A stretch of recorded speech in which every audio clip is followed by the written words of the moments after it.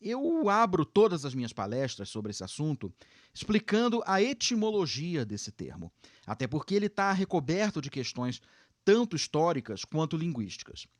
A palavra antissemitismo nasceu no final do século XIX, mais precisamente no ano de 1873, e foi criada por um jornalista e ativista alemão chamado Wilhelm Marr.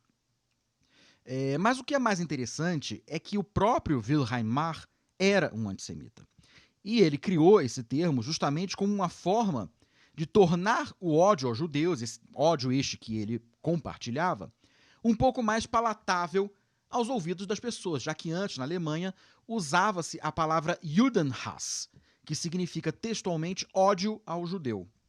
Então, quando você troca ódio por anti, a coisa dá uma amenizada no ouvido das pessoas, né?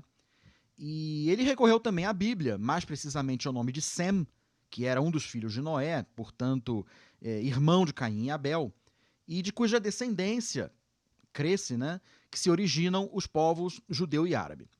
Daí de se chamar de línguas até, né, de línguas semíticas, tanto o hebraico quanto o árabe. Pois bem, o Wilhelm Marr era um agitador nacionalista alemão, a quem incomodava a presença de judeus nos territórios que mais tarde formariam o Império Alemão. E que, da mesma forma que a maioria absoluta dos nacionalistas europeus daquele tempo, ele atribuía ao judeu as pechas de errante, apátrida, usurário, etc.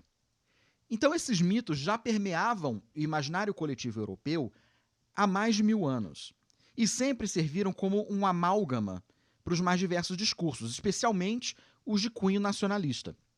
Então, quando esse Wilhelm Marr cunha a palavra antissemitismo como uma alternativa à palavra que significava ódio ao judeu, ele espera apenas limpar a barra para continuar a odiar judeu como sempre, que era a especialidade dele.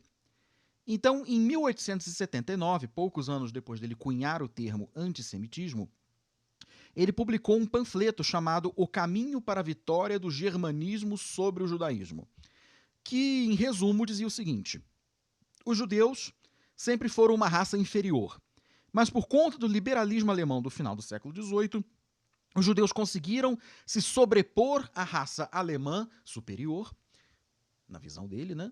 E se tornaram, segundo ele, os donos das finanças e das indústrias alemãs.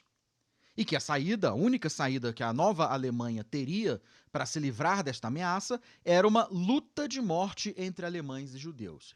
O termo, a palavra, a frase que ele usou no seu panfleto foi exatamente essa: luta de morte entre alemães e judeus. E sendo assim, ele, o Wilhelm Marr, estava fundando a Liga dos Antissemitas, como ponto de partida dessa luta de morte contra os judeus. Isso soa bem familiar, né? Pois é. Mas notem que nesse momento, no início da década de 1880, o discurso antissemita fazia referência a duas coisas: a questão econômica, tendo o judeu a pecha de dominador ou dono do capital, e o discurso racial, que denota a existência de uma pseudociência onde se acreditava em raças superiores e inferiores.